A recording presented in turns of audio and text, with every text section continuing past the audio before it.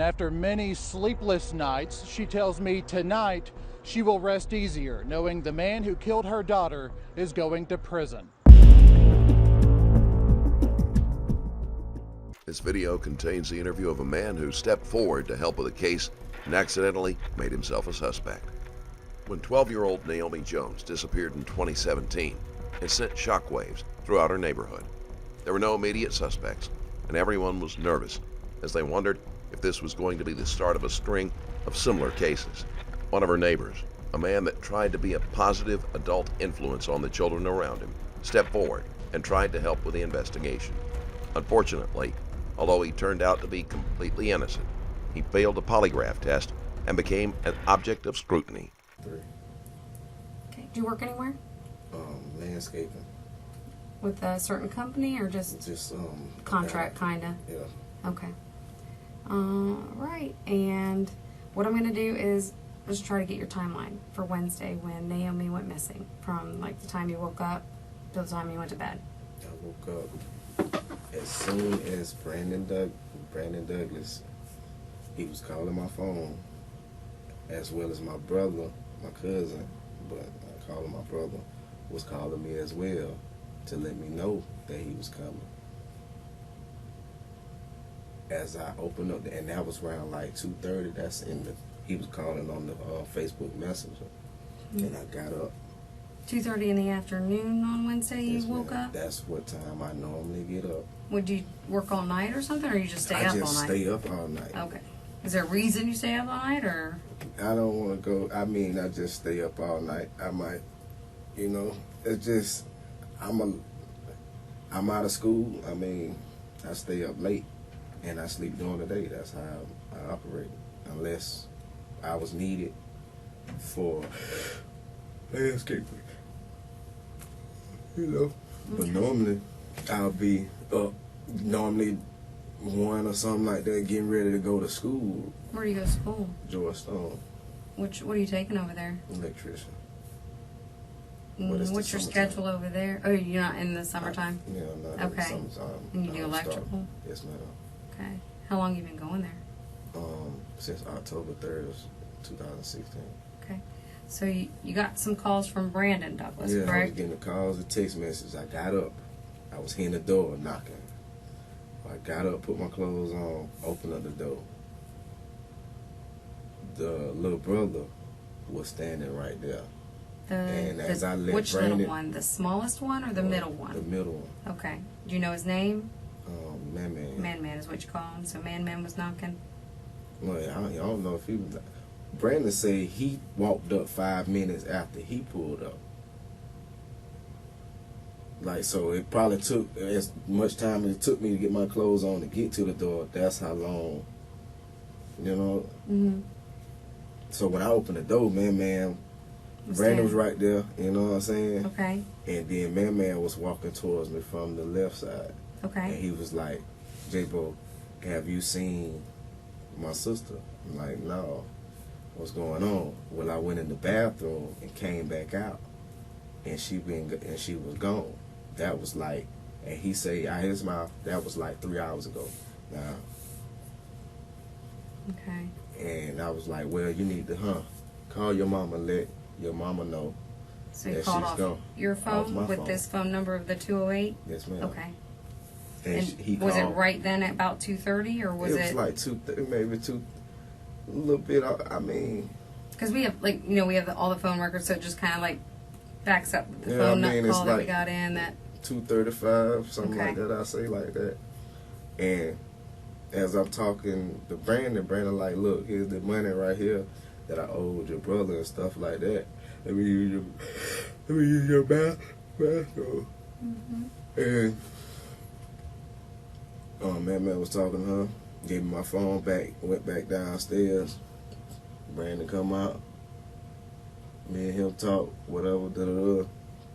He slide out, his mama called back, look out there, see if you see Naomi walking. I look outside, no, I don't see her. You know what I'm saying? All right, I'm leaving work now. I'm on my way home. How long after you called her did she call you back? That was probably like, I would say that was probably 3:15 you know, 320 or something like that. Okay. So I'm This witness is a tenant in the same apartment building as Naomi Jones. He has come forward to offer information, but ends up raising false red flags about himself.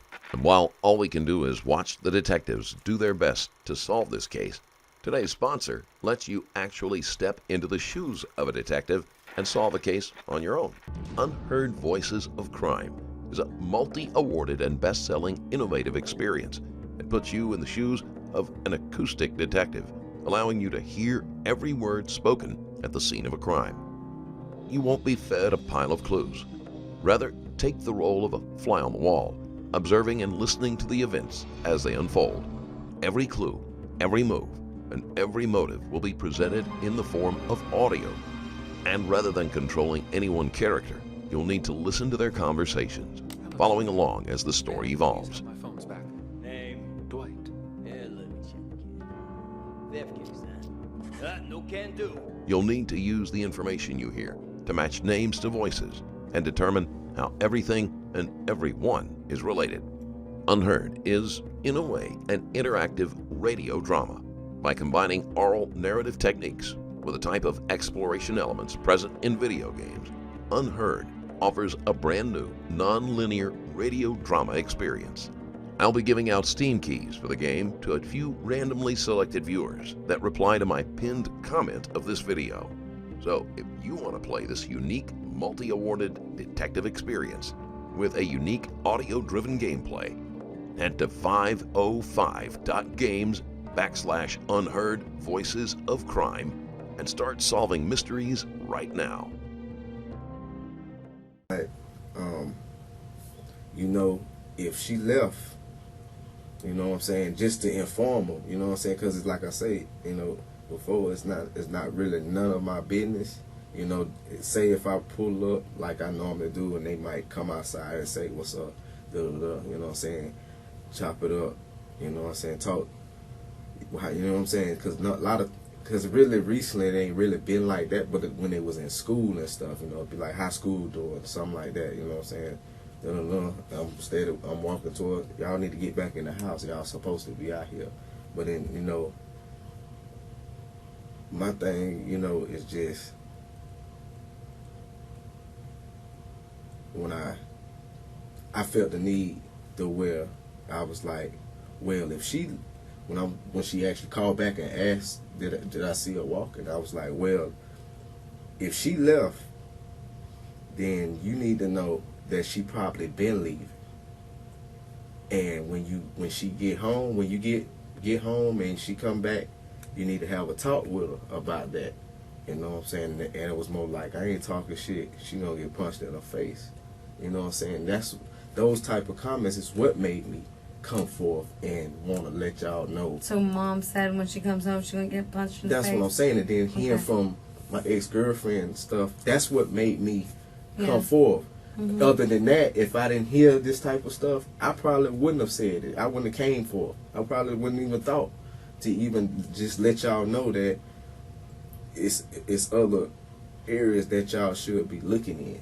You know what I'm saying? Other than, you know, like I said, I don't know the process. You know what I'm saying? That's, well, we go through this and you have to with everybody, and y'all go through all the houses and stuff like that. So yes. I was just saying, maybe y'all don't need to be going. That's why I came forth. You feel what I'm saying? But well, we were going to hunt you down anyway because we needed to talk to you because we know you lived there. Right. Everybody in that apartment complex is going to be a suspect until we can roll them out, because for a little girl, you know, to disappear out of thin air right there in front of her own apartment and nobody hears a struggle, you know, our thoughts she may be in an apartment here, right, or she may have gone in a car. I mean, it happened, who knows, whatever. So, you know, we need to talk to everybody. It's a little baby, you know, now she's not here. right. You know, we go through this with the mom, the dad, everybody gets put through the same thing as what you're getting put through. So once I get these timelines, you know, then we'll go over like additional stuff that's come up, but that'll be that. You know, if everything clears out, we'll be done. Okay? I've done it to mom, dad, sister, aunt, uncle. You know, I've been through them all. So it's just one of those things I have to check off every single person I talk to. if it's ever just, I hope not, ever an unsolved case, you know, they can look back and say, no, they thoroughly went through that person. No need to go back and, you know, in 10 years and go back to that person. You know what I mean? Right. So. While it is true that each person, even remotely involved in the case, has to be thoroughly investigated, this statement isn't entirely accurate. If this became a cold case, anyone looking into it later would have to repeat the same steps to ensure nothing had been missed. This is just meant to soothe the witness so they don't panic and think they are suspected of anything, even if they are. That's why I try to get as many details as I can. I know you said you were sleeping, but is there anything you remember? Maybe looking out, seeing a car or something sitting out there, or a person, or... I go to sleep at 5 in the morning, stuff like that. So when I sleep, when I go to sleep, I sleep to like the time that I woke up. It's like that every day. Like my routine is simple. I will have either it's a chick there with me that I go get late night, 2, 3 in the morning or whatever. And I don't go to bed till like 4 or 5 in the morning, 6 in the morning. And once I go to sleep, I'm out of there. Like, I ain't no really waking me up. My door shut, you come knocking or whatever, I might hear you. But you gonna have to do like Brandon did, was ring, ring, ring, ring, ring. Dum, dum, dum, dum, dum, you know what I'm saying? And then eventually I will get up. But the way my routines are, I'm not seeing nothing. I don't, like, that's just my routine. I do not, during the daytime, I do not see, I be asleep. Let's go back to this timeline. So Mom called you back about 3:15, 3:20. You're still in the house at that point. She tells you she's And then gonna... eventually, maybe like, you know, 3:30, my brother's pulling up. You know what I'm saying? Who's your brother? That's Raul. That's okay. Michaela's and them dad, and you know, and he pulls up and he got his kids. You know, and then from there they was there with me for the remainder of the the night. And you they stayed was home the rest and of they the night was until you went to bed? Yes, and then and then all through that little process of the girl coming up missing, and that by that 3rd and 4th day, I was at the house with the children. Like, there was points where we were knocking on the door throughout the search. The children are told not to answer the doors while we're sleeping. That's simple. They ain't just simple as that. They know not to touch the doors. We get the doors now. But you should have been awake at that time. It was like it was like evening time. They were awake. The first day, you said you usually wake up at 2:30. I remember waking up one time and Eliza said, "Somebody came knocking on the door. I ain't answered." You get what I'm saying? So you pretty much sleep all day. That's what I'm trying to tell you. Like, I sleep. But you were up the other day when you drove off and then came back. Because I never went to sleep. Like, this shit is like this past little thing situation. With the police coming in, slanging me on the ground about assault rifles and stuff, I haven't even been able to really sleep comfortably. You know, seeing pistols and stuff, you know. The events that the witness is describing are a reasonable explanation of why his sleep pattern would be disturbed. But it is a deviation during a critical time period, which makes the detective take a closer look at him. I just, on some real talk, I just would like the situation to be, I wish it never happened. I wish it never happened, especially so close. Because like I say, I have never seen it. Like, I don't feel like... And to a baby. Yeah, and I mean, to me, like I say, I can't be talking about what I feel or who I think did anything. But what I'm saying is, over the course of me staying at 218 and being there, I got comfortable with not having to deal with that type of shit. And for that type of stuff to happen has really thrown me, mind boggled me. I'm seeing my little nieces, my little cousins crying. Imagine your little niece getting snatched That's right out of them. that's It's why crazy. it's like really messing with me mentally. You know what I'm saying? When folks talk about it, every time somebody say something about it, it's like chills and like really like I don't really. I wish it would. To be honest with you, I have came across a couple people. I got into it with my brother the other day for just not caring. The people that call my phone, you know what I'm saying, for other situations, and they talking about it, and it's almost like they don't even care because it's nowhere near them, and they ain't got to worry about it. But I stayed right there. I gotta worry about it. I got to care. I can't, you know what I'm saying, be here for this situation, right, and still be okay with knowing that a floor down, something has happened to a girl that was 10 or 11 when they first moved in. You know what I'm saying? And then now she turned up missing, and and then the boy, you know what I'm saying, using my phone and letting, you know what I'm saying, I'm letting him use my phone to let his mama know that she gone, but she gone, and I'm thinking she coming back. She probably just snuck off or ran, you know what I'm saying, and then she don't come back, and then you hear tomorrow about the girl being found dead and stuff like that. Folks don't really understand what I'm mentally going through and emotionally. You know what I'm saying? Like, yeah, I can maintain my composure for my family and stuff like that, but really I'm battling just like a lot of people. I wish, like I say, I wish it wouldn't have never happened. I wish I wasn't even around it right now, and I probably wouldn't even care or worry about it. Did you ever hang out with the kids at all? Like, did you get to know them? And I have taken with their mom, taking them to Chuck E. Cheese. The little boy asked me and my brother all the time to take him fishing. We took him fishing one time. You know what I'm saying? Thursday, when I think the children got out of school Wednesday. Thursday, I went and got Ricky and Mimi, and then we met up with all my family and stuff. We went to the beach, and then I went and got my niece. Ricky and Mimi. That's my ex-girlfriend's children that I have grown to be attached to over the course of 3-4 years. When I first came around, Ricky was 2 and Mimi 3. They 7 and 6 now. You know what I'm saying? So I actually put in a lot of time with them not having a father in their life. Yeah, I thought you were talking about nicknames for the family No. down there. Okay. And so Thursday, Thursday, I went and got them.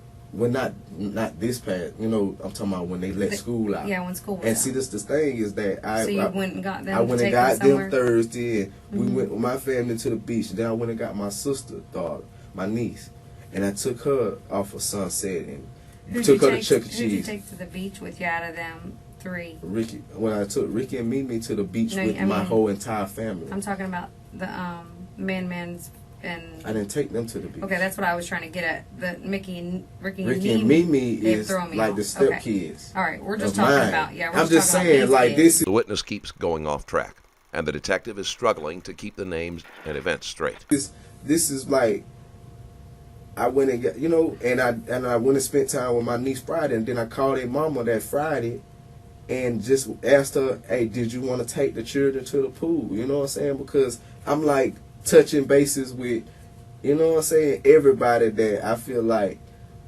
I could have a positive impact on. The second red flag that the witness raises is his interaction with various children.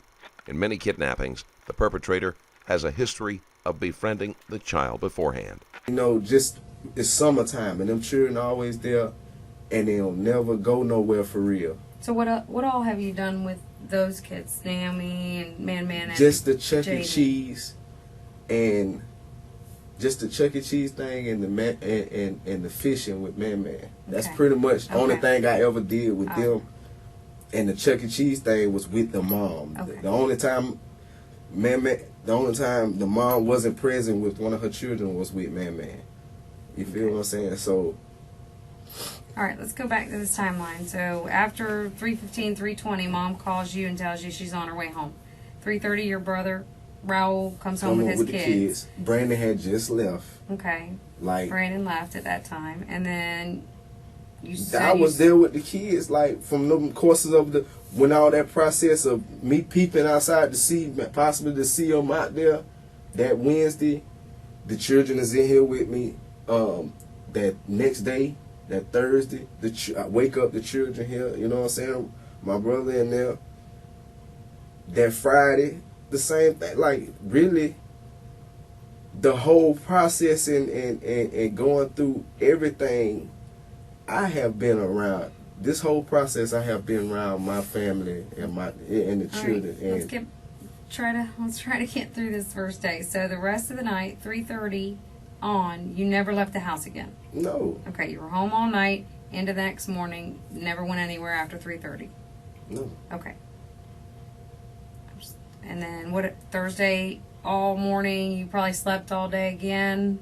Same thing. And Wake you up. Stayed home the whole day on Thursday. And I might have went. I might have. You know what I'm saying? Went to where I work to do where I work. I might have went to his house. You know what I'm saying? Where's that at? That's off of Sunset. What time would you think you went there? That's what I'm saying. Throughout the day, it's like, you know what I'm saying? It's like, so, I don't went to my grandmother's house. I don't went to my auntie's house. You know what I'm saying? Like, I can't really, it's daytime. Like, once I get up around, sun's out. Sun's still out, maybe down? 4 or 5. Okay. In the afternoon. All I right. mean, it's just. All right. Let's go to let's go through your day yesterday. What did you do yesterday? Yesterday. Yesterday, I slept around Creekside because, like I say, I didn't even want to be really around there. Like, going over there to my house and cleaning up dog shit and stuff like that, and then, like, seeing folks, that type of stuff where folks just chilling, you know what I'm saying? So you were on Johnson when you woke up? No, I stayed in Creekside. Creekside. So you were in the other night. apartments. Okay, yes. So that's 414, right? Right. Okay, 414 Creekside. All right. You woke up there, and then what?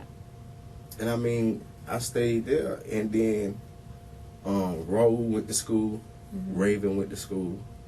Raven came back. I got up. I got the girls because I had Mimi and Ricky with me then. Because they was playing with my little nieces, my little cousins.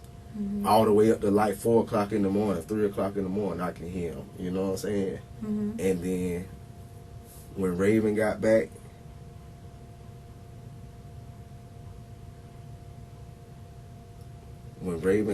I got up and we chilled. And I was supposed to go and pay the water bill, and I was supposed to go and pay a ticket that time just slid on by.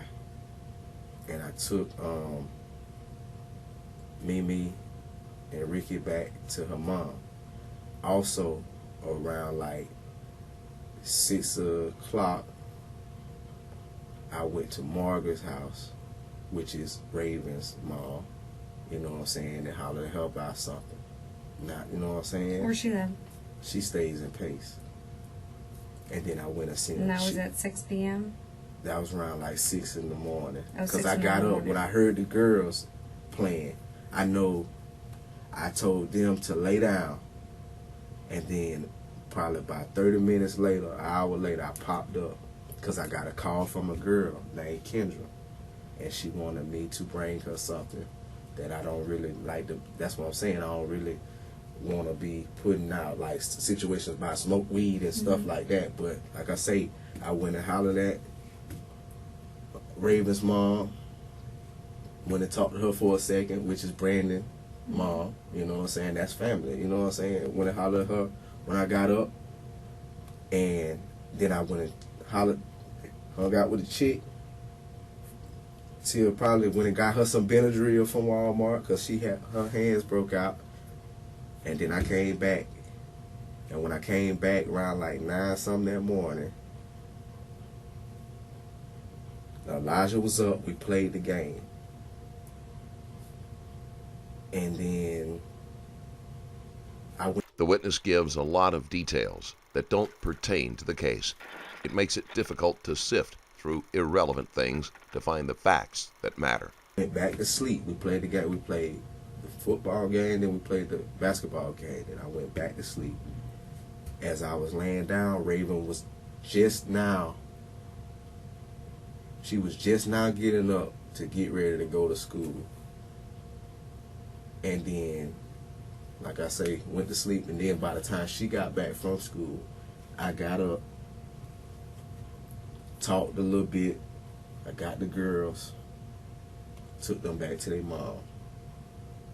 And then I came back to Creekside. And that's pretty much, and then like, once Raul got off of school, and we got certain things situated, you know what I'm saying? Then, I mean, that day was just, we slid. He had to pay the car note. He had to drop the money in the bank, pay the car note. I mean, that's just pretty much how the day went. The news came on. The little girls was crying and stuff. You know what I'm saying? Like. All right. So let's go back. Okay. Wednesday, Naomi was taken. I don't know what. No, I'm telling you. Oh, I'm not asking you. I'm telling you just to kind of get us going in a direction. She was taken on Wednesday. The following day, you know, it wasn't a big thing yet. You know, we weren't over there until the later afternoon. That's what I'm saying. Yeah. So that day, before we ended up starting getting more involved and trying to locate her, what do you remember other than maybe going out to Sunset, when you know, to your friend's house? Can you remember anything before the police showed up? Later after, what you did in that time frame? The Wednesday? No, it'd be the day after. It'd be the Thursday where the hounds and stuff came. We came later, but yeah. We was sitting in the house, and I stepped out, me and Brooke, because we was there with the kids, and we was, because they was knocking on the door like, J-Bo, my girl ain't came back yet. You know what I'm saying? Y'all, you know what I'm saying? You can tell me something, but I mean. So the mom came up and said that? Yeah, with the chick. And I was like, look, when the officers came yesterday, because she wasn't there when the 2 officers was there, and we was walking down, and Tukey Michaela was like, try Mark. You know what I'm saying? He stays in Inslee. Takar where? You know what I'm saying? So we shooting this stuff out. How do you know those names? Because my little niece, this is what I'm asking her. She don't even really want to tell me this stuff. Like, because I was with them, I was taking them at that time to go to McDonald's.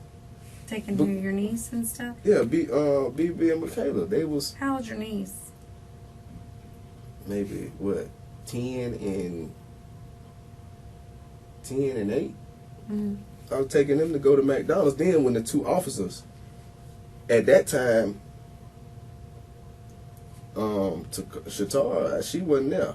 But the officers was out there with the phone, and you know what I'm saying, just trying to help. I mean, who can they call to see if Naomi went with somewhere at their house or something like that? Well, try Mark. She say try Mark. Or Takar where? She say Takar where? You know what I'm saying? She say her Snapchat is some where or some shit like that. You know what I'm saying? Who was telling you? This is my niece. Your niece was telling you. She know these kids. So I'm relaying what she telling me, and I'm shooting this out to them. You feel what I'm saying? Then that next day, like I say, the hounds was there. We was there. Me and Bruce, like I say, Shatar was bamming on the door. Bruh went to the door, and he came in here, and he bust in. He was like, he knocked on the door, and I mean, and he was like, bro, get up, man. She talking about the dogs coming and stuff like that. You know what I'm saying? It doesn't help that the witness is not able to tell a cohesive story. He keeps starting up at random points, and it is hard to keep track of everyone he has mentioned. Which will, if I have anything, you know what I'm saying, which made me jump up. If I had weed or something on me, I need to, you get what I'm saying? You know, when this kind of magnitude of case comes around, this is what we're I'm not saying. worried about a little bit of But weed. this is what I'm saying. This is what type of stuff that maybe, because even with that being said, they still came in the other day about some guns, which you have to do your job, but that faded away from that from the little girl. So for them to say for it's a something, little bit more important for guns than Well, marijuana. but I mean, just the thought process of let me get up, half sleep, you know what I'm saying, make sure I'm good, the dog's coming and stuff, you know what I'm saying. Tell me, you didn't listen. All I can tell you is what she said, like to But look into. That, Like, the first and time then we that said we it came again. out there, the door wasn't open for us. I don't know if the dogs. Like I said, I mean- was asleep. I'd be asleep. Well, you said the dogs were coming, then we No, were the also door- coming. But this is what I'm saying. Did somebody come knocking on the door before the dogs? About Okay. the same time. So did you go anywhere Thursday? No, I didn't. I was home. And when I got up, like I say, when I got up, Shatara was at the door with the girl with the phone, looking through the phone and stuff. And I was like, What listen, what time did she come up to your apartment? what time did the dogs come? Because they Like they closer to, came at like, the same time. 4-ish. It wasn't, I Maybe a believe, little bit was before, like a little earlier. the same. I'm telling Yeah, you, the it same. could have been about 2:33 because we came. That's at what I'm 4. saying. It's round about them same times they coming. So you Like tell them me the if times you I'm remember- waking up. So 2:30, or is it? 3. I mean, what? It's your judgment call because I wasn't there when you I'm got not woke looking up, at so. phones either and Yeah. checking times. Like, well, she came. You know what I'm saying? It's like when them dogs came, when the house was over there. Like I say, she was asking when my daughter at. Y'all need to tell me something. Like that right there. Like really make me feel like. The witness is not the type of person who normally keeps close track of time, but when being questioned, it ends up sounding like he is trying to avoid giving an answer. I can't tell you nothing like besides where you might can go to find them. Now I'm asking Tuki again. I'm asking Michaela again, and her dad is asking her again. What's the dude name that Naomi liked it? What's her friend? Who's now Mark? Or now what's Mark number? Well, Raven used to have to pick Mark up for school. You know what I'm saying? So, and that was, I don't know, you know what I'm saying? So Raven was able to obtain Mark's dad number or mom's number or something like that. And Raul called Raven, got the number, and then we relayed the number to, you know what I'm saying? We relayed the number to her so she can call the dude. It's really nothing I can do, you know what I'm saying? There's nothing else I can do. I don't. Okay. So we came over there. You know, we knocked later. You said you were sleeping. I'm asleep. Okay. It's summertime for so- me. I don't really have to yeah. be up unless I get a call saying, look, I need this side job. Because really, I don't care. Like, to me, if you didn't want to answer the door because you were afraid of what was in the house, I don't care. That could be your answer. That's better than you were asleep right after mom was talking to you at the door. It doesn't make sense that oh mom... no, I didn't say when the mom was talking. No, I'm saying you were up when mom came to your door. and we were standing outside the whole Listen- time. Listen to what I'm trying to tell you. You were up when mom came to the door and you talked to her about, she was asking where she was. We were there right after that. And Oh, for did you y'all to come call- again? No. This is on Thursday, the day after Naomi went missing. It was the next day after, the Thursday. Right. You said mom came to your door around 2:30 or 3 and said where she at again the following day. This isn't the day you talked to her on the phone, right? Mhm. It's the following day. We came a little later than that, just almost the same time as that. So I'm okay with you saying I didn't want to answer the door because I had stuff in there. I'm not going to charge you with anything. I don't. Now, If you didn't want to answer the door, y'all just- said you came later. we came right about that time that she came. Maybe an hour after that. We were all over the place Thursday evening. We was out there for a while, just standing on the balcony, and no one came up.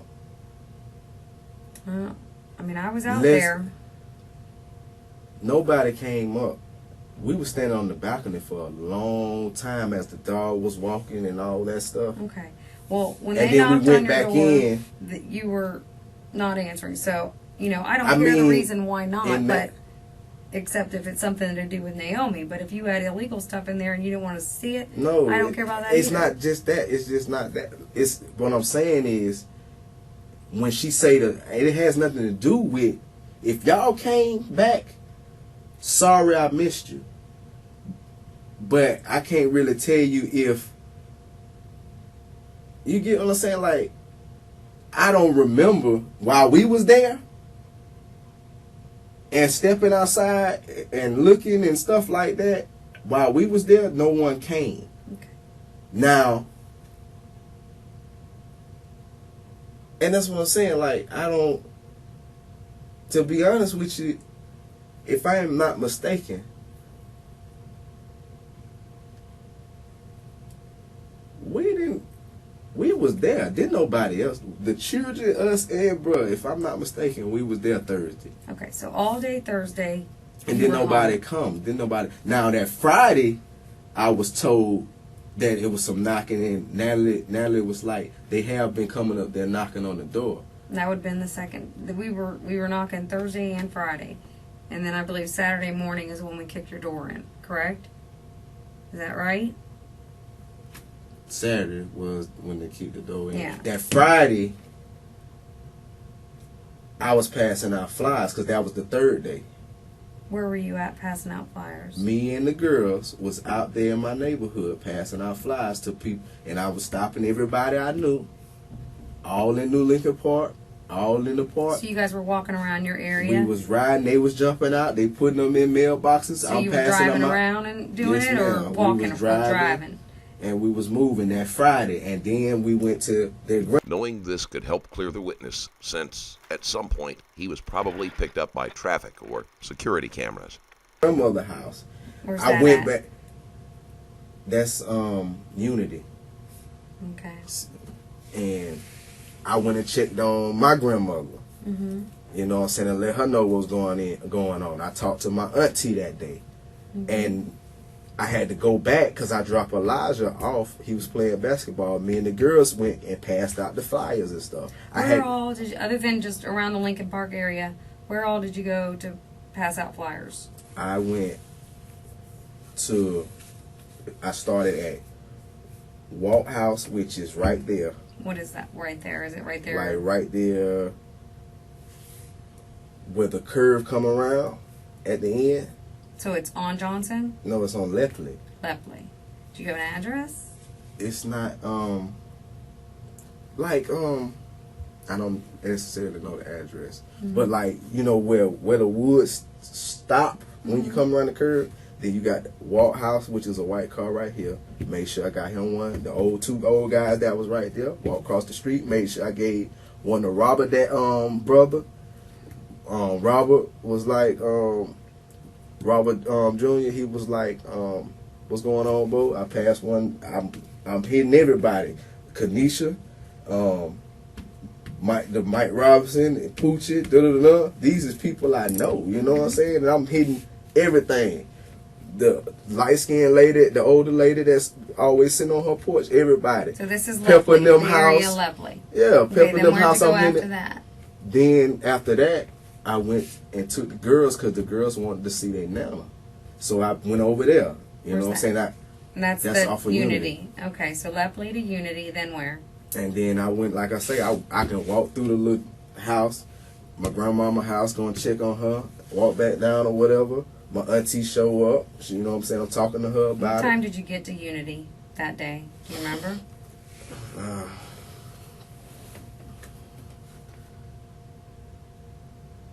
I know I went up here to that Olive Church.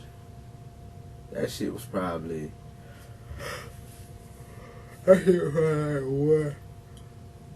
One when I got up because I slid down and asked them, are they still searching and stuff like that. I couldn't take the girls on a search.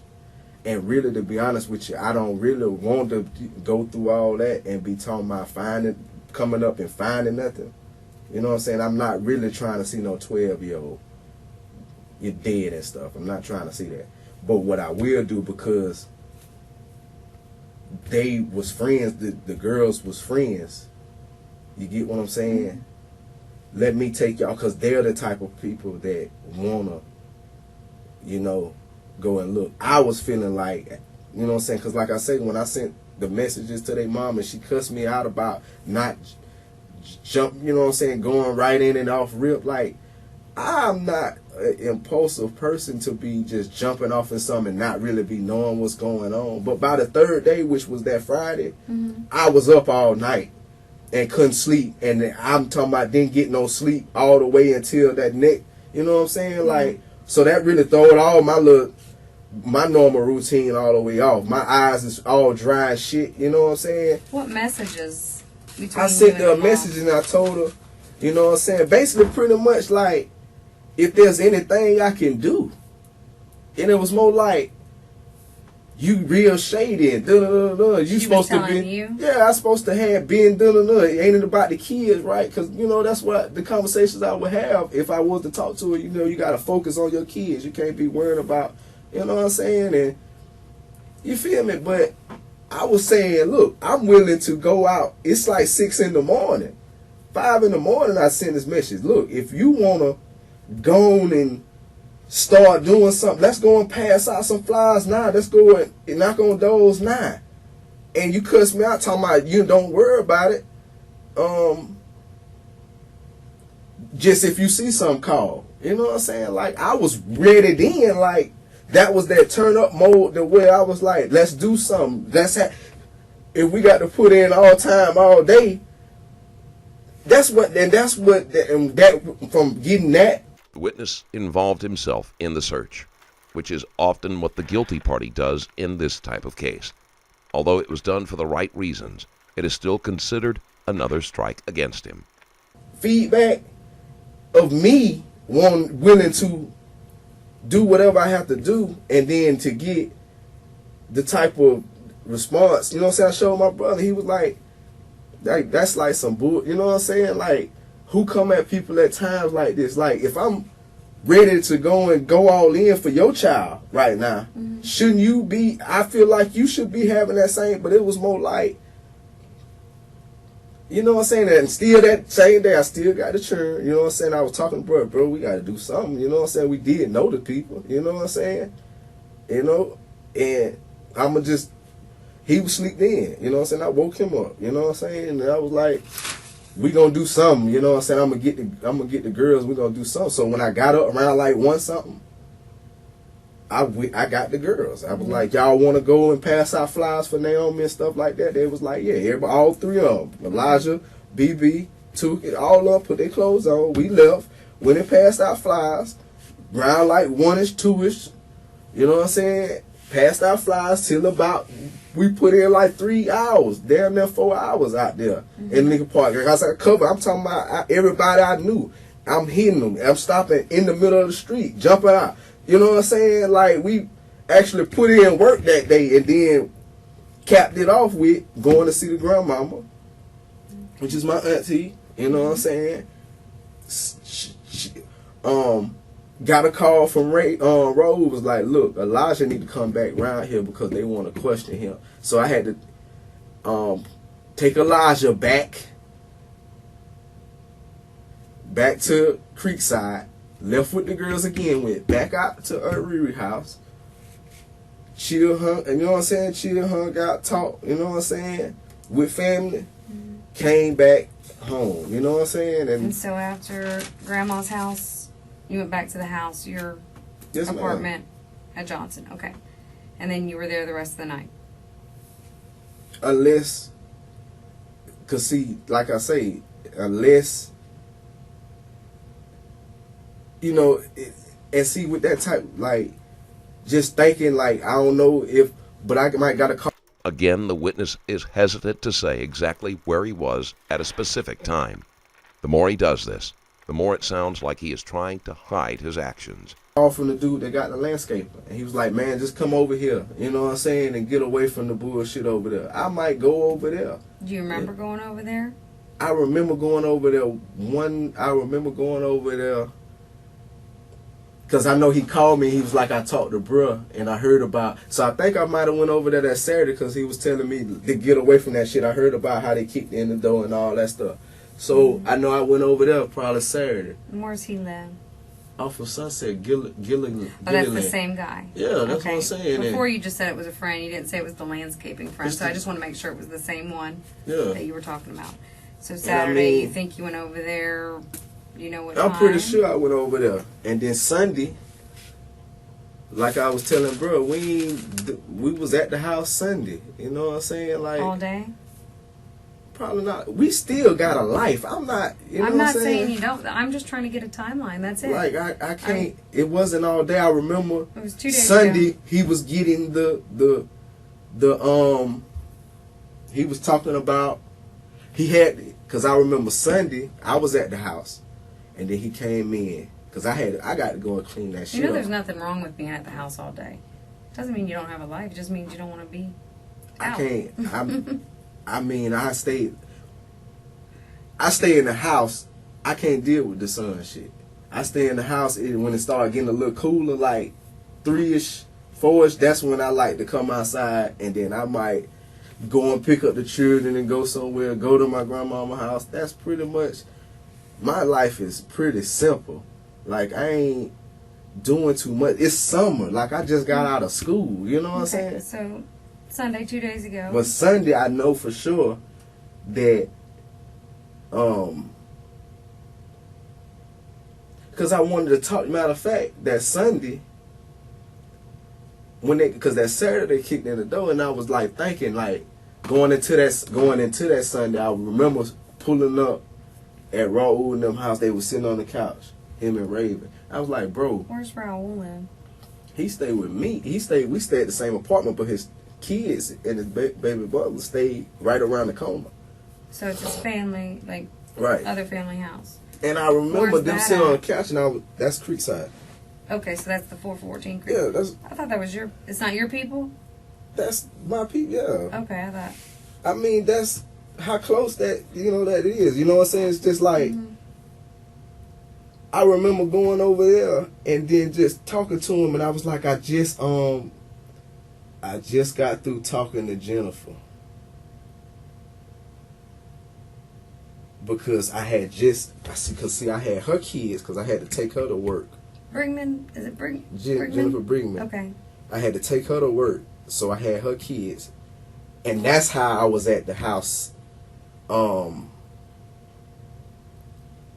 want to say that Sunday night. Oh, no.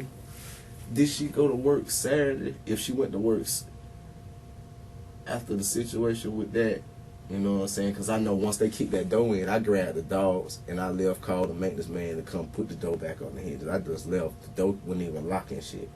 You know what I'm saying? I said, man, I got to get the fuck from around here. Because, like, they talking about, I mean, I felt like personally it's supposed to be about the girl that came back by the guns, but still got to do your job. But at the door get kicked out the hinges, I got the dogs and I shut that bitch and I left. When I called the maintenance man, look, bro, this is what just happened. He said he'll be there in 15 minutes. You feel what I'm saying? Bam. He said, is you going to be there or you going to be gone? Look, that bitch ain't even locked. You know what I'm saying? But I got to get the hell from around here. You know what I'm saying? Because there's just too much going on. You know what I'm saying? And I remember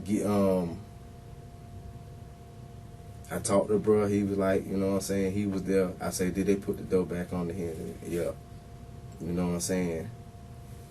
And I know I believe Jennifer, because I talked to Jennifer, and I want to say, whichever day it was, either it was their Monday, I don't know, but I know when I talked to Jennifer, I felt the need to go and talk to the investigators. I called them because Raven gave me Martinez's number. I said, what is that investigator's number? Because after talking to Jennifer, you know what I'm saying, from what she's seen and experienced. The witness leaps between different points in time without clearly defining them. This is not only confusing, but it can make it sound like he is lying if they misunderstand what he is saying. and can't corroborate it. You know what I'm saying? And the shit just like was fucking with me. It's just fucking with me. You know what I'm saying? And Just about the mom. it's just the whole situation, period. Like, I just don't understand. Cause see, if I was missing y'all, then maybe I misread it. Then if y'all were coming to talk about the situation, cause my thing was, if y'all was coming to talk, them times I missed y'all about the start of it, then that was me. That was just something that I missed then. Because by the time, like I say, by the time I talked to Jennifer, I just felt like these folks came Friday and searched, came Saturday for the guns, and still hasn't no one stopped me besides the FBI abduction lady talking about she thanked me for everything I done for the children.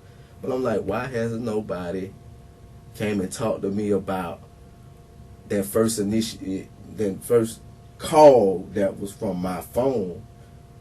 You know what I'm saying? By the son. You see what I'm saying? That's what I'm saying. Yeah. I didn't know that, so I took it upon myself to come and just talk and ask, why hasn't it, and just give the folks insight on what I think about the lady that's the correctional officers down the way, or the woman that just did it. Give you some insight on the neighborhood. You know what I'm saying? And like I say, you know what I'm saying, in the situation with her daughter that happened, that stay right up under me at her house. You feel what I'm saying? So this like red lights, like, you know what I'm saying? Maybe these folks probably need to know a little bit more about this woman, since this shit happening that I never seen around here. Y'all need to know about this woman here, because really the way she acting, the way when she cussed me out talking about, you know what I'm saying? I'm trying to, Have you ever in a relationship or any kind of sexual relationship or anything with Shantara? No. Any kind of just one night? This is another example of oversharing. If the witness had just said that he did not have a relationship with the woman, it would have sounded much better. The way he answered makes it sound as if he might have been pursuing her. Stands or any hookups, nothing like that? No, but I have seen her out of her regular clothes a couple times, but that was just... You mean like naked? Not naked, but in bra and panties, stuff like that. I Just have been in the house. Or just in the house when she's like that? Yeah, I have. I came in, I might knock on the door. Mm-hmm. Hey, you left your light on in your truck, right? Them goddamn kids, but when she answered the door, she in bra and panties. You know what I'm saying? Shit like that had me thinking that I probably got a chance. You know what I'm saying? But the type of person that she portrayed herself to be was that type of person that would never bring just any type of dudes around her children that I can respect. And I've never seen actually dudes there besides the dad that got locked up. But that was every once in a while I might see a car part that may be hers, or it looked like that was that situation at one point in time. You know what I'm saying? But it's just, I was like, when I reached out and I was like, look, I'm ready to do whatever, you know what I'm saying, I need to do by that third day. And I get that type of response, you know what I'm saying? And I just I really felt, and then hearing, people presenting this where a person say, she lost time, you know what I'm saying, between her arrests, you know what I'm saying, and then I stay here. You feel what I'm saying? And then when I come down and they just laughing and they, you know what I'm saying, just chilling, and then we walk down and me, my brother, and the kid walk down, and they kind of like, this was the day it happened? No, it's not. It's just over the course of the days. You know what I'm saying? It was consistent. It's like, not like one day they was just out there chilling. This shit was like 3-4 days straight. Well, between 8 and 4, y'all could have been out there searching for the girl. But they wasn't. And then to talk to Jennifer, and then me feeling how I feel about the little situation of reaching out and she had come some way, and then seeing the shit on Facebook where the little the dude, the woman, I'm guessing that's her, because he was married to the dude, the little bitty baby dad had a wife already. You know what I'm saying? And I guess that was the one that reached out. And they showing me this on Facebook. I'm like, man, this woman really ain't really acting concerned about her baby. You feel what I'm saying? And everybody else seem like they is. You feel what I'm saying? And that's why I just wanted to come talk to y'all and let y'all know, man, y'all might need to look somewhere else. You feel what I'm saying? After talking to Jennifer, I felt the need to just call myself and ask, why didn't anybody come and talk to me about, is somebody hiding something or switching up time frames and stuff like that? Because to put me in a position of where I'm a suspect now or something like that because I live in the area is not fair. Right now, there's a lot of people that live in that area that were, but you get what I'm saying? On because. But it's not fair to the people. I did not see where that girl went.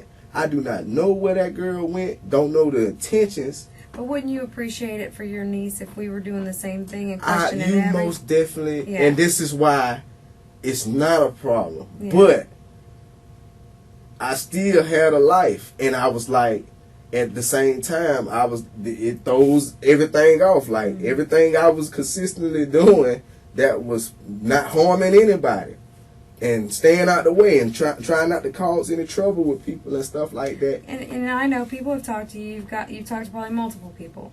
I'm the one that's putting the whole case together. I'm the person in charge of this case, getting it all put on paper.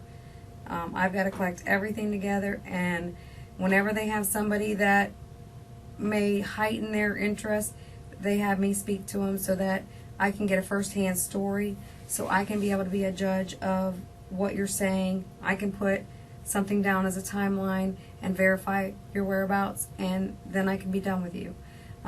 Otherwise, if I don't talk to you, it's always going to be lingering up there that I got to get this done, or I got to get, find out more. Right. So this is why I want to do this and get it over with and figure out what's going on, verify your timeline, your story, everything, and then I can rule you out completely.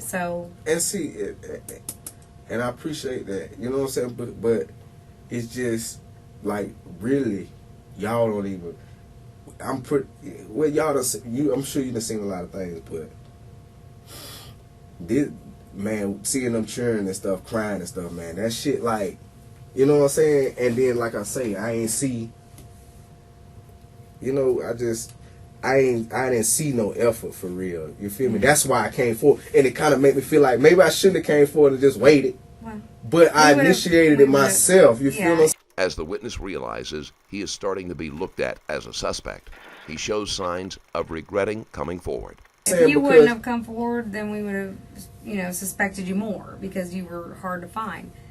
So it's good that you did come forward because we needed to talk to you anyway. Right. Let me ask you this. Did Naomi ever come to you, like, upset about anything in the home, like have heart-to-hearts with you about anything? Like, did she feel like she could talk to you about stuff? Naomi would probably say, she would pretty much be more like speaking, hey, J-Bo, and then it'd be like, how you doing in school? That's where I kept it at. Mm-hmm. You know what I'm saying? Are you behaving yourself? Did you get them grades up that we talked about? You know what I'm saying? That type of stuff. That shit. It wasn't never... Because, see, I'm not really that type of...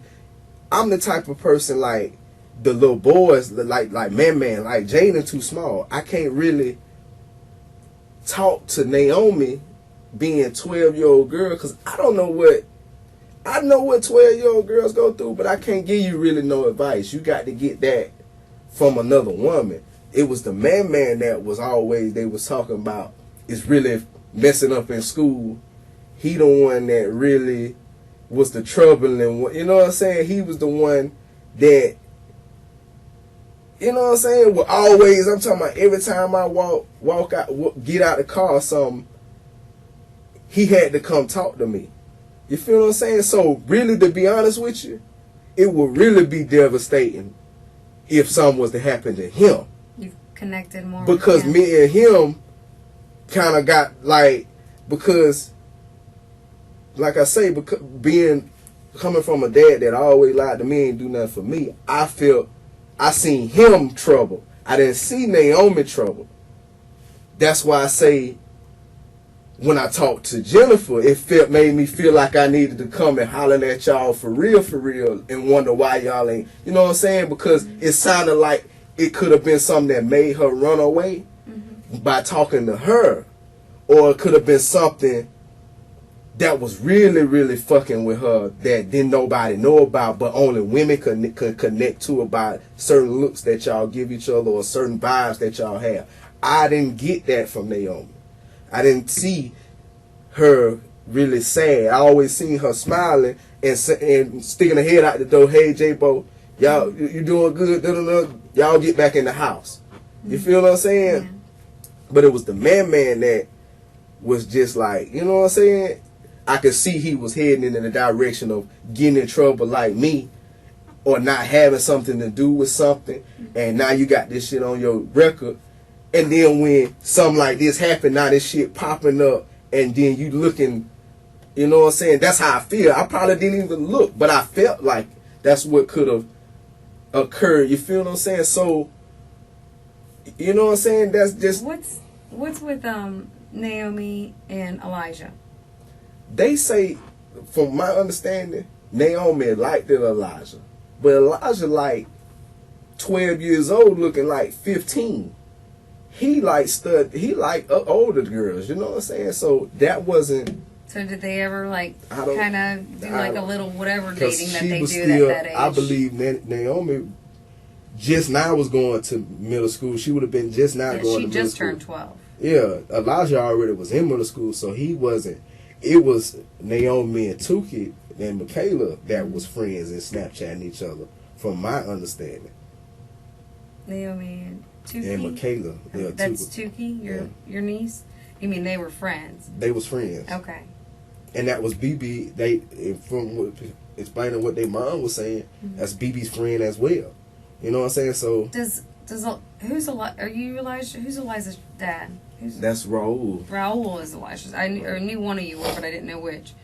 Okay, so Elijah, of course, comes over to your apartment sometimes if that's his dad, correct? Not, but see how I go. See, it's they start coming over more because of the summertime. During the school year, they will stay there because that's where they have to go to school, and then bruh will leave because he has to study and stuff for his schooling. You know what I'm saying? So a lot of times I would go just over there, you know what I'm saying? But this school just really got out. Yeah. Lord, was it the Wednesday before last Wednesday or something like that? 2 weeks ago. Yeah. That's when the children started being over there like damn near every day, you know what I'm saying? Like, and then when they take the dog out, they playing with the children and stuff like that. I mean, so when Elijah's there, does Naomi come up there and go in your apartment or anything? Not. She's never been in your apartment? Them children have been up there before. They've been in your apartment before? But that was like months, like far as like the little boy used to ask all the time to play the game. I told him, if you do good in school, you do what you got to do and you clean up, right? And this was only one time. You know what I'm saying? Ask your mama. And that one time, you know. The witness had admitted that the victim had been in his apartment before, which makes him even more closely connected with her in the detective's mind. You know what I'm saying? I let him come up there and play the game, him and his little brother. And then Naomi came up there, but she didn't stay. She left, came back, you know what I'm saying? And then... Do you remember when that was? Man, that was probably like 3 months ago. But that was just that one time. Okay. So they've only been in your apartment only one time. What because game was it? Mortal Kombat. And this is what I'm saying. The reason that was is because he just kept at that point of time, at one point of time, you know what I'm saying? It was just like you try to figure out what can you do for the boy to get right in school. But at the same time, I didn't feel right making it a habit because me and your mom ain't really like that. You get what I'm saying? Like, and then like I say, I already had an understanding where she say she don't really like dudes around y'all like that.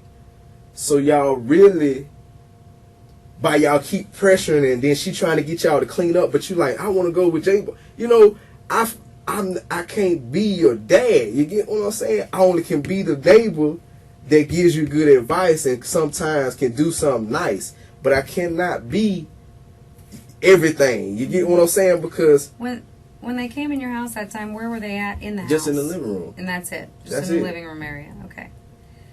All right. And have any of them ever been in your car? Yes. Who? I done took them. I had to go and get. I went and grabbed some cigarettes and cleaning supplies and stuff that Shatar needed one time. We rode the Dollar Tree, and all three of the kids, Jaden, man. It's not like she didn't trust me with them. Mm-hmm. You feel what I'm saying? Jaden, man, and Naomi rode with me to get cleaning supplies one time, you know, and I Do you remember stopped. when that was? That was round probably up, and that's maybe 3 months ago. I mean, it's not. Because earlier you said, I know you said the only place you ever took them was the Chuck I'm E. talking about Cheese, for but us, just for like I'm talking about like a man does nice. You know what I'm Yeah. saying? Like Chuck E. Cheese. Okay. I done took him fishing, took the little boy fishing. when and you I went to Chuck E. Cheese. When was that? Did they y'all all bring him like Did that. they all go with you in your car? The or mama, no, we rode in her truck. her truck. Okay. When they were in your car to go to Dollar Tree, I got bleach and pine saw. where were they all sitting in the car? Naomi was in the front. Mm-hmm. The two boys was in the back.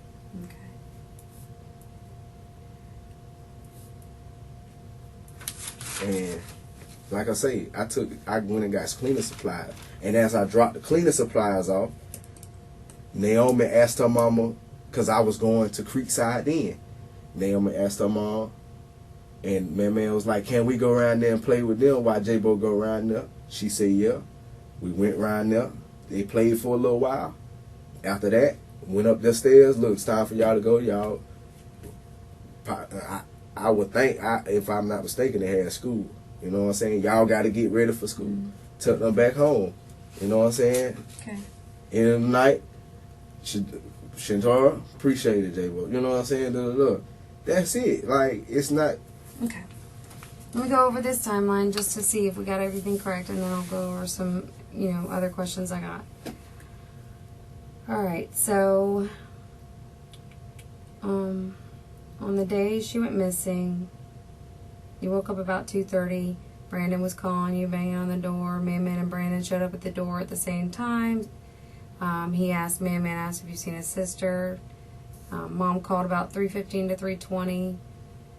3:30, your brother Raul comes home with the kids. You're home all night and didn't leave that night. No. Okay. All right. Then we got Thursday. Let's see. What do we got? You really didn't go over what you did except for you were home pretty much most of the day except you went to your friends on Sunset. Thursday? Yes, the day after that she went missing, That right before we Thursday. showed up at night. That Thursday, it was the house, me and bruh sitting out on the porch, smoking cigarettes, watching watching everything. Mm-hmm. You know what I'm saying? I remember chilling for a while. We sat for a while because the kids was in there too. And then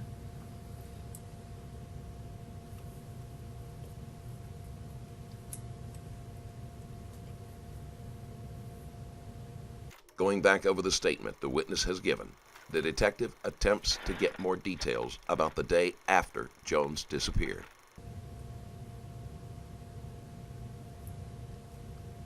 around that time, I could have went to, like, if y'all did come back and we wasn't there, and it was around Well, your like, car was there. was my car there I believe so. I believe it was there all night, on Thursday? Thursday into Friday.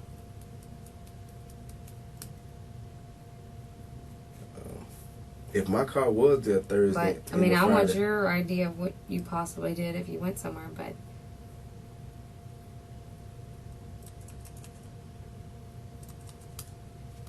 Thursday, that damn van was parked behind my shit probably. Which And van? the red van. I used Raul's car.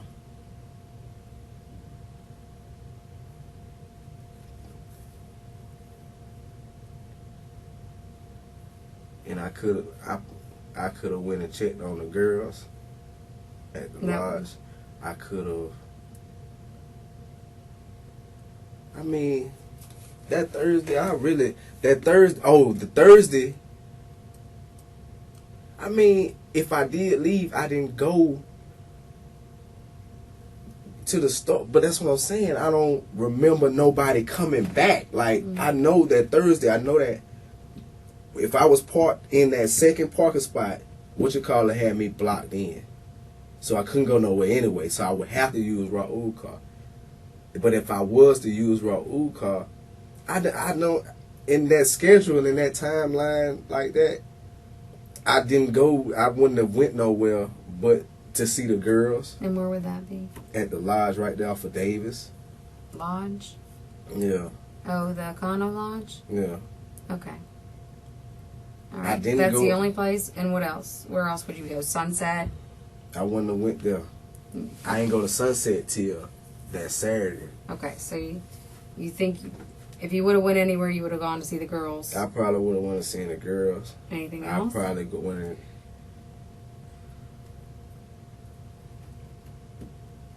I know that Thursday, man. All right. I know I probably, and then I come back to the house and chill out. And like I say, I don't remember nobody answering no door because them kids was there and shit. You know what I'm saying? I don't remember that bit. I wouldn't have went to see nobody but them girls or something. What girls? Ricky and Mimi. Okay. But that Thursday, that shit was like a cluster. It was like a clusterfuck because, like I say, that shit was bamming on the door type shit, waking me up out my sleep.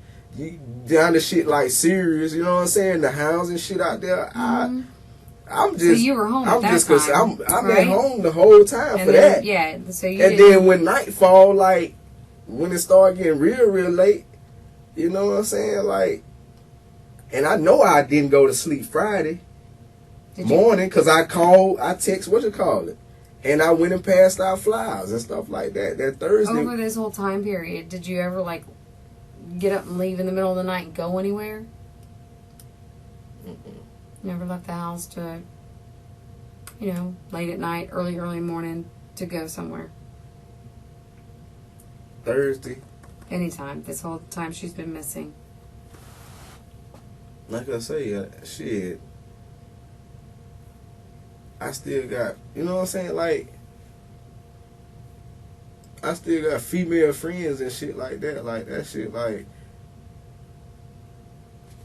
really, this past time, man, really, I've tried to stay close to home and close to family. So, folk, you know what I'm saying? If I was to slide, I would have to, it'd been the most definitely on some, like trying to figure out, like, you know what I'm saying? Talking to my grandmother, auntie, stuff like that. Like, I haven't really been doing nothing out of the whack. And really, to be honest with you, like I told them, if the feds was around, if FBI was around, I would much rather them have watched me. You know what I'm saying? The whole entire time. So you know where I went and seen that I wasn't doing shit. Well, I can You tell feel what where I'm you saying? went. That's why I'm trying to get this That's what I'm timeline. saying. So I would most if you definitely. went out in the middle of the night somewhere and I don't have that on here that you went somewhere, then I need to know that so I can match. The witness assumes that the FBI, who was on the scene for several days, would have seen any of his comings and goings. He feels as if he has nothing to hide, but his lack of ability to give an accurate account of his movements is still bothering the detective. It up with what I got. Yeah, I mean, that Thursday, Friday, like I say, that shit, I was sleepy as fuck by the time I got home. That Saturday, I was asleep. They round by 2-something, that same time. Okay, let me go on here. All right, that was Thursday. You really don't. Thursdays, remember too was much. more like, I remember them hounds out there. All right, let's move And on to the Friday. kids was there, and it wasn't nothing else to really, like, I didn't do anything Thursday, to be honest with you. And Okay. like I say, when you say y'all came back and knocked Thursday, when I was home, if I was home, y'all didn't come knock on no door. Now, if I did leave and probably go to my grandmother's house or go around there to the creek side, or, you know what I'm saying, go and check on the girls at the room and stuff, or that later on that night have to take Jennifer to work, and then I keep the girls and stuff like that. Where's Jennifer work? She work at the lodge, and then she works at the Artist Angels at night. Arides, yeah. Yeah, and so Okay. that's what I'm saying. That Thursday, but then that Friday, For Friday, I got that you went to Creekside. At Friday, 6 a.m. Or you woke up at Creekside. You went 6 a.m. You went out to Pace. By 9 a.m. you were that's home. not that Friday. Oh, wait, this is Monday. Yeah, I'm that Friday was passing out flyers and stuff, Yep, got that. Passing out flyers. and bruh saying that they came and searched the house. Awesome. That Saturday was door getting kicked off the hinges for the rifles. Were you home then? Yes. Okay, you were home then. And me getting the dogs, calling the maintenance man, look, they just kicked it off the hinges about this right. Okay. And then That's Sunday, good. I have that you were pretty much at the house, and then you went to Raoul's house. Yeah, and then like the Saturday, Okay. I went out there to Frank's house. You know what I'm saying? Then Yeah. Sunday, that's when I went to talking to bro. I'm like, Okay. why they ain't came talk? The investigators. All right. Well, we're done with that timeline. What we need to go through now is the questions that were asked during the polygraph. Right. Did they tell you anything about how you did on that polygraph test? They said that I failed knowing what happened with Naomi murder and stuff like that. And I want to know, why would you fail? Tell This me is what I'm what's saying. going on. I don't really understand what the vitals do. I know what I feel when I was asked the questions, and when the shit hit my ear, every time I hear this question asking me about a murder, I get fucking chills about this shit. Because I seen this girl over the course of 2 years. Now, with me, Haven't they been living there for 5 years? I don't know. Because Natalie and them been there. I know when me and my girl got... Failing a polygraph is not indicative of guilt. They are not accurate. And there are multiple reasons, such as health conditions, why someone might not be able to pass. Yeah, well, when Jennifer started... Because, see, the leases switched. Because the lease was in his name. When he started school, me and him switched names on the lease. He moved up to like Tippin. Mm-hmm. Me and Jennifer was staying there. When me and Jennifer was staying there, it was a lady, it was Sky there. Sky stayed up under us. You know what I'm saying? Which is friends with Raven and Raoul too. Then after they moved out, then the lady with the autism son moved in. And then they moved out. And then Natalie and Chris moved in. Natalie and Chris them was there. I want to say they was there before Shantara and them. Okay. All right. So tell me, you said this whole thing's been. You think you failed because it gives you chills and it makes Man, you. this is what I'm saying. Like when he explains it, and see, I wanna be there in any way I can, and for me to come in right with the confidence, I know I didn't see where that girl went. I know I don't know where that girl went. I know I don't know nothing about that girl coming up missing. But the whole time, I know I'm taking something that has my reputation and all this on the line. Secondly, I'm okay how do you they say you passed the polygraph test about not lying. But for me not to be lying and know I'm not lying and still pass it, I feel like that shit is shady. You know what I'm saying? It make me feel like I shouldn't have took it. It make me feel like You know what I'm saying? Like, I set myself up for failure when you know you didn't do anything. You know you don't know nothing about it. When you look at how everything was going on, the way the shit was set up, and people doing their job and investigating, and I'm sure I'm being watched at that point of moment anyway, because it's so close in area and stuff like that.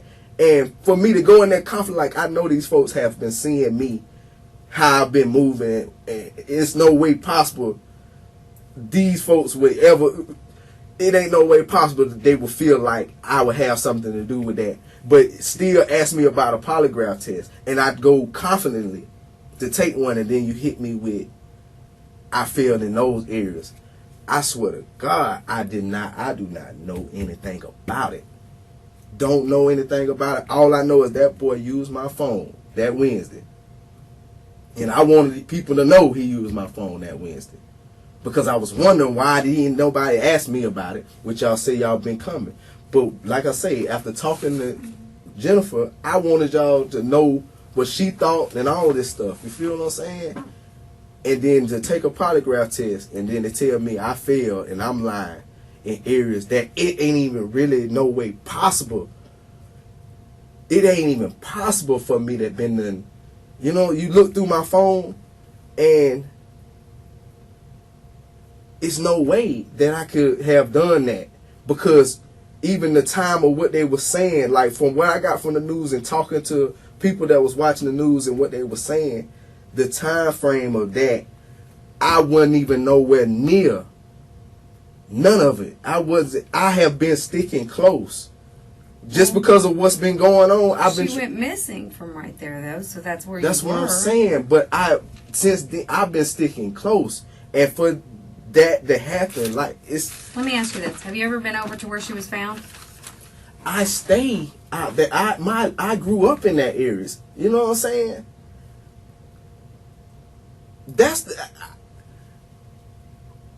You grew up where? I grew up in Lincoln. The detective shows her skepticism about his innocence, and the witness is understandably upset.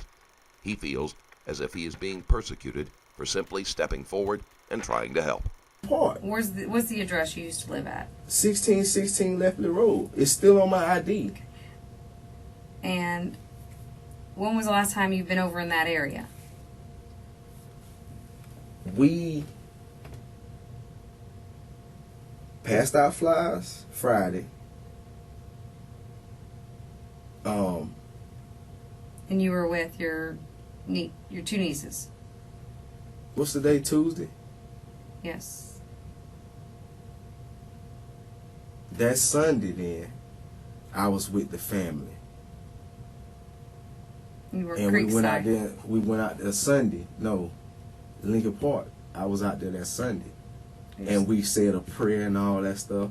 And I was with the family all day. My sister followed me out because my situation with me ain't right. You know what I'm saying? As far as with my license, I needed to go and pay a ticket today.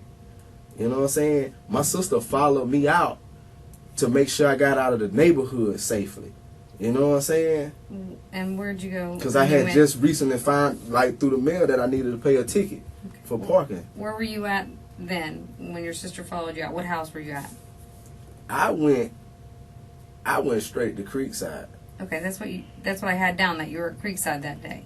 And that's what I'm saying. And I woke up, you know what I'm saying?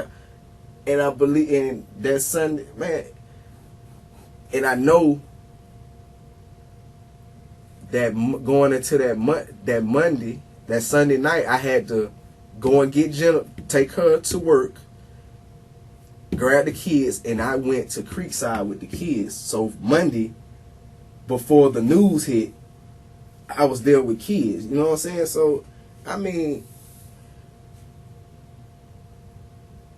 the shit really feels shady to me. Like, I feel like maybe the FBI. See, that's why I asked Martinez and stuff like that. Like, with the FBI, you didn't answer the question. Was when was the last time you were at Lepley? Was it the Flyers? It was Sunday 'Cause you said afternoon. Friday I passed out flyers, and that was in the area of Lepley. Right. Okay. Saturday the door get kicked in. That night I was Frank house. Mm-hmm. later on. You know what I'm saying? So let's go back to Sunday. You said now. Then Sunday, when I got up, you know what I'm saying? You were I'm telling my Creekside? auntie, and we go out there, and I say a prayer. The whole family out there. That Sunday night, I go get Jennifer and the kids. Drop Jennifer off at work. I take Ricky and Mimi with me to Creekside. That was going into that Monday. You get what I'm saying? And that Monday, like Monday getting up around like 2 in the afternoon, like I had the kids took the girls to their mom. Okay. You get what I'm saying? I'm trying to get what you're saying, but you're all over the place. So Sunday night, I had the girls. No. I'm starting out in the morning. The morning time, you were where? Sleep until I got up. And then you went where? To my grandmother's house. And that's where? In Lincoln Park. And that's what address? 1616 Lepley Road. Okay. And then you went where? And then between that's Unity, my auntie's house right there. Okay. We was all there with the family. Okay. And that night, later on, after leaving there, because I had to leave, because Jennifer had told me to be there. Just where you're at is all I Okay, need. leaving Lincoln Park, my sister followed me out of there, all the way through the interstate, which is DeAndre. She followed me. Just the final locations: Lepley, Unity, Creekside, Home. That kind of general information. Out of the park. Well, my bad. And then just give me the addresses of where you went to. It just makes and it then easy. I don't know directions. And then I went to Creek. Okay. Stopped at Creekside. I went to the lodge, picked up the children. Okay. Back to Creekside. Okay. That's pretty much it. Yes. Now, so you were on Lepley on Friday, Lepley on Sunday. What other days throughout this time period were you on Lepley or in that area? That was it. That was it the whole That time was it. since she's been missing till now? From Friday passing out flyers, Sunday. And that's it. Like from that time like that. And then in between, like Thursday, like I say, I still go and check on my auntie and stuff like that. But they know, you know what I'm saying? Like, okay. You feel what I'm saying? Like, I'm on Unity. Like, I won't. And you were with the girls on the Friday when you went in that area? I was with Michaela and Mayana. That's raw. And then you did see your grandma that day, correct? Yes, ma'am. Okay. And then on Sunday, when you were in that area, you were with your whole family? Right. Okay. What's your grandma's name? Eva. Eva? It has finally occurred to the detective to ask specific questions rather than let the witness wander off on his own rabbit trails. What's her last name? Dennis. Guinness? Dennis. All right. You have a phone number for her? 478 3488. See, I'm trying to make it simple for her, just, locations. All right. So, on Sunday, what time frame were you in Lincoln Park? Time to time.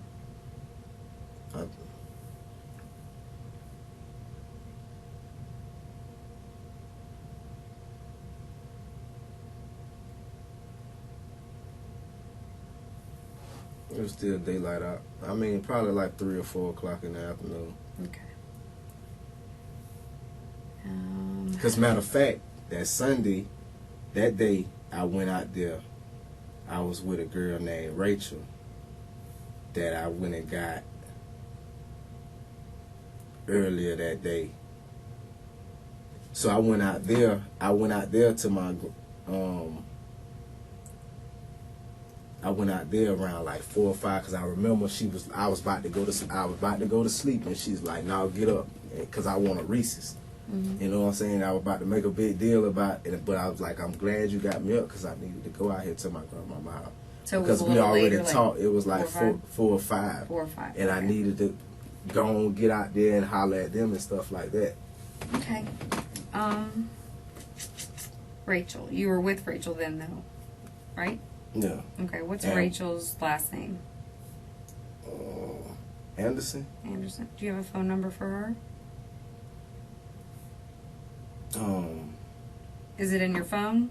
Yeah. What's what's she listed as in your phone? She's not listed. It's like a 601 number. But I can get up with her. You know what I'm saying? I mean, just to kind of say, yeah, I was with him on certain times, days. You know, it would just be Because something. we was, I mean, I took her to Ross and everything. You know what I'm saying? So You took her to Ross that day? yeah. Okay. So, which Ross did you take her to? Or Davis. When did you stop there? Because you said Lepley, Unity, Creekside, Econo, Creekside. Where in there did you go to Davis?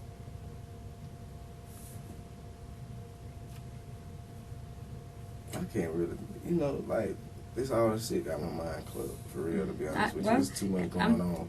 It's hard to remember all your details, but these are the kind of things that we need just to kind of Because it was like, keep track of what's going on.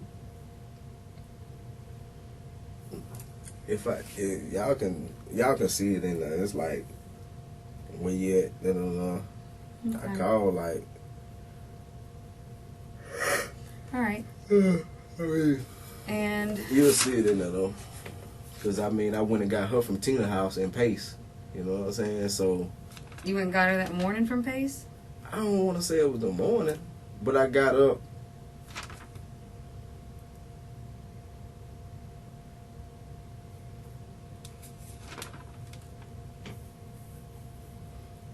It's so much going on, man. It's like, because to be honest with you, I remember sitting on the bed when I called her to come get her.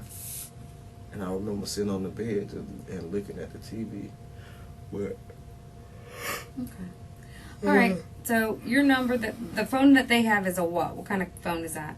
a straight talk. Straight Talk? And that's the phone number 208-8113, correct? Right. Okay. Does anybody else share your phone, like a girlfriend or anything? Do you have anybody that uses your phone all the time? I mean, what's it called? Using it last night. Who? I'm Jennifer. She was using. She uses it all the time, or just? No, it was just like certain occasions. I mean, if I was with Kayla, which been about a month, it's been a little minute since I seen her actually home with her. I mean, she would use it for, you know what I'm saying? It's not really. Would you ever let her hold it and take it with her, or is it your phone? That's my phone. Okay. But ain't nobody taking it. You trust her to take it? I don't think of my phone because I have to handle business and stuff like that. I understand that. Okay. One more item so far, unless I figure out some other stuff to think about before we let you go. Just to be complete. I gotta ask Martinez and what you call it, right? Now, I'm not sure how the FBI do, right? But would they? Cause see, that shit like mentally fuck with me.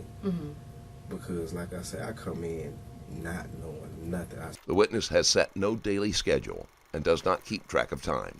This makes following his movements difficult, and the more he pauses when answering, the more evasive he sounds.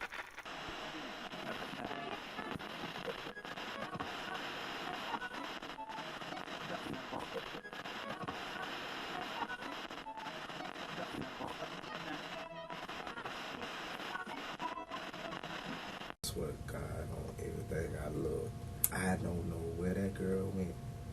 Don't know what intentions any person had to harm her. And I came in the polygraph knowing that I don't know anything, don't know who will harm her. And to take the polygraph, go through all the steps. My nerves are already fucked up. You explaining to me about vital signs. You hit me with the blood pressure. I got to concentrate on not moving my feet or this shit. You know what I'm saying? You ask me a question about this girl, and all things pop up is this shit on the news. You know what I'm saying? There's so many emotions, but would they hit me with something like that to scare me or like on some real life? Would that shit like happen? Because it really bothers me to Well, hear. as far as I know, I wasn't there, and I don't know. Because I really, don't work with. Listen, I don't work with the FBI like that. I don't know exactly how the polygraph tests work. But listen, they're not going to lie to us and say you need to interview this guy again because he failed the test. that's a waste of our time. Right. Okay, because that's a waste of. I don't need to be sitting here for an hour or 2 hours talking to you if you passed. Right. I need to be talking to somebody that was involved. Right. So they're not going to lie to me and say you failed. They told me you failed. You need to talk to them. This would waste my time. Could I take the test again? Because it's no, like, on some real, I do not know. With me coming in, not knowing anything, and then it says I fail, makes me feel like it may be just that extra pressure need to be provided or something like that. But I'm really willing to do anything. Like, I do not take no damn children for nobody homes. That's not what I do. I go to school, I work when I can, and I might do some other shit that I ain't supposed to be doing for survival, like paying bills and stuff like that. But I'm not taking nobody children and harming them. And I know this, and I come in and take the polygraph, and then it tells me I fail. The witness hints that he has been involved in minor illegal activity, but that he would never harm a child. While he is just trying to be as honest as possible, it suggests that this might have been the first attempt at a kidnapping that went wrong. Certain parts, it feel like that. You know what I'm saying? Like somebody, like I'm being put in the box. Do you have any other maybe guilt about something that happened in the past with you and Naomi that might be manifesting itself in this test that you're thinking back to? All I can tell you is when I'm taking the polygraph test, right? Mm-hmm. And I'm explaining, and he hit me, and he asked me these questions. My nerves is like really, I'm not really calm. I'm not even calm. I haven't been calm. Because it's just like, I don't even want to be around it. Like, this shit is the type of shit that I pray I stay away from. When I got in trouble, when I was 19, for some shit that I didn't do, because a dude decided he want to rob my brother's friend and call my brother from my phone and tell him he about to do this shit, and I'm like, bro, I did not, bro, I don't know, listen, do not do, I don't, you know what I'm saying? And these folks brought me into this shit anyway. Like, I don't, you know, I have constantly always been put in some shit that I don't want nothing to do with. Yeah. Well, unfortunately, everybody that lives in that apartment complex is going to be put in it. It's just something that happens. We just have to go through the list of, I mean, thousands of people we probably have to go through. I mean, you see how many people we've gone through already. Let me look into this, what you've given me, okay? Your timeline. If I can verify stuff through people, whatever the case may be, whatever techniques I have to verify your timeline, I'll do it that way. I don't see it necessary to do another polygraph right now. If all this matches up, then I will let you know that, you know, it probably is your nerves. But if it's something that's deeper and you want to get it out now that you and Naomi in the past, something that may have been done, said, that might be making you feel guilty or giving you feelings now that you're just thinking about them as they're asking these questions? The only thing that really bothers me, really, is that this shit happened so close, and it make me feel like I shouldn't even said anything to these people or either had any interaction with these folks, because this shit is serious. You know what I'm saying? I don't understand. I don't really know. You know, I kind of feel like I put myself, like, with the like, I came in that shit knowing that I don't know anything, then this shit hit me with, you lying.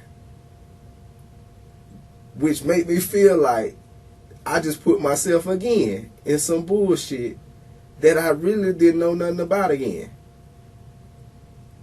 And maybe I should have said no. Then where would I have put? I'm trying to do the right thing by letting, I don't want nobody children to be gone from their mama house. You know what I'm saying? Like,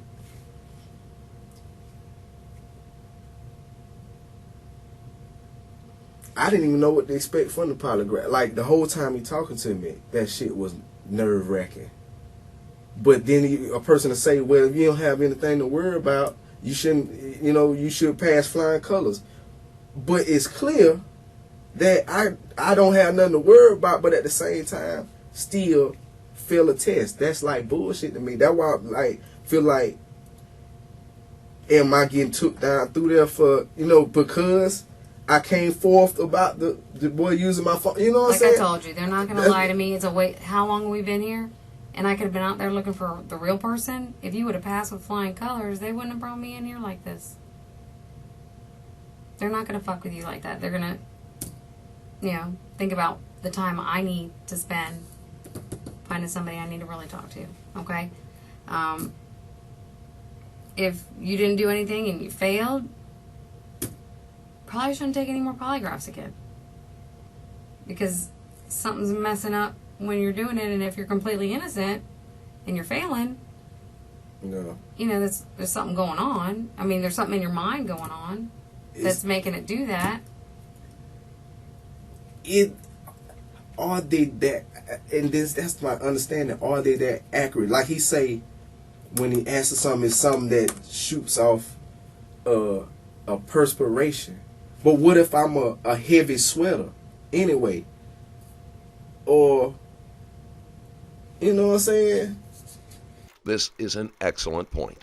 Several things could have triggered the test to indicate that he was lying, and the witness should probably never take one again. Like, is it... I know what I ain't did. I know I haven't done anything, but that really bothered me, and then I was fucked with, like, mentally, like, something. I swear to God, I don't know anything. Don't know what happened from that point on Wednesday. Don't know what happened till when the news came on yesterday. I've been trying to stand clear ever since this shit first started. Like, I really don't want I hate that shit happened, and I don't want no parts of it, because I was already at one point in time facing life at 19 for some shit that somebody else decided to do to my friend. Mm-hmm. And I didn't, and I was supposed to go to the military and end, and that was wiped away from me. And then I get out of that and have to go down the road for a carrying a concealed firearm. Like, it's like this shit don't never stop for me.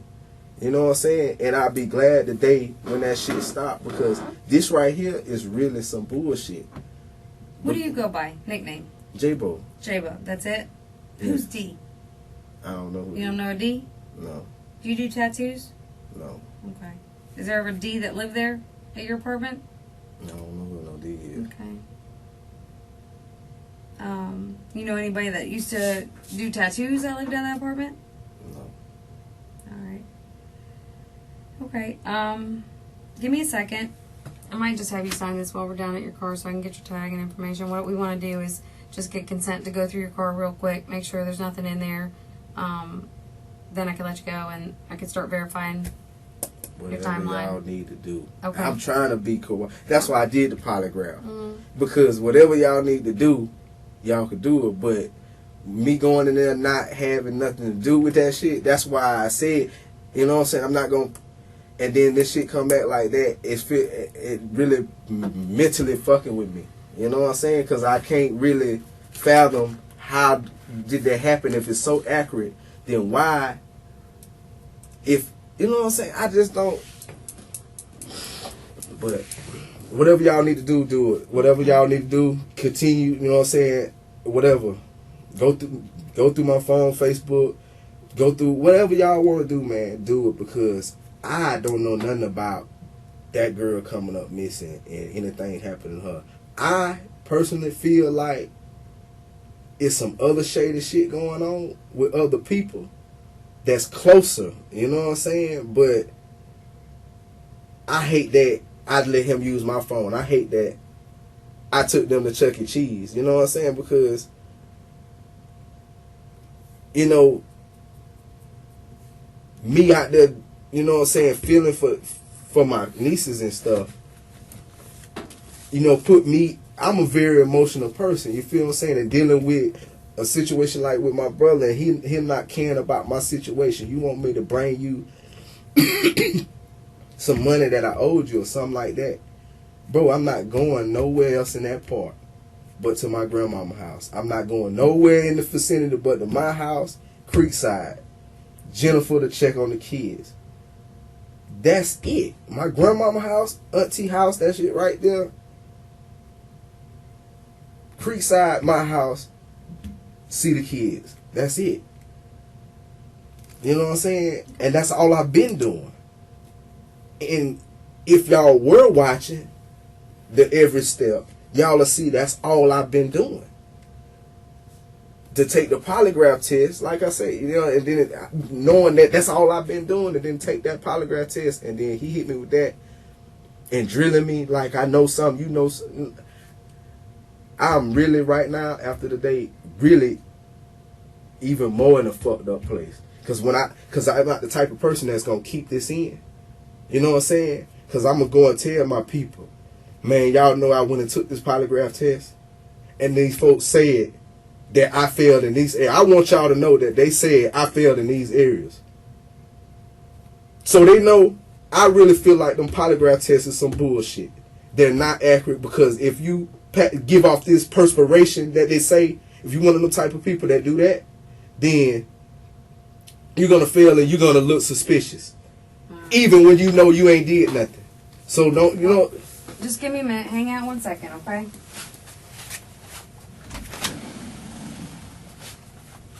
As the witness becomes more emotional, the detective starts to close down the interview.